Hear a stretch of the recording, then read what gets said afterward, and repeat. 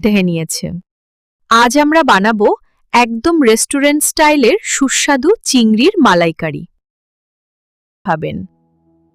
প্রথমে দেখে নিন চিংড়ির মালাইকারি বানানোর জন্য কি কি উপকরণ লাগবে। চিংড়ির সাথে হলুদ ও লবণ দিয়ে ভালো করে মাখিয়ে 10 মিনিট রেখে দিন। এবার গরম তেলে চিংড়িগুলো হালকা করে ভেজে তুলে নিন। এবার পেঁয়াজ, আদা, রসুন বাটা ও মশলা দিয়ে ভালো করে কষিয়ে নিন। এবার দিন নারকেলের দুধ। এতে মালাইকারির আসল স্বাদ আসবে।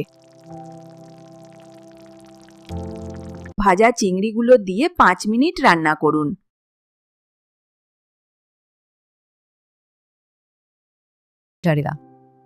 তৈরি হয়ে গেল সুস্বাদু চিংড়ির মালাইকারি।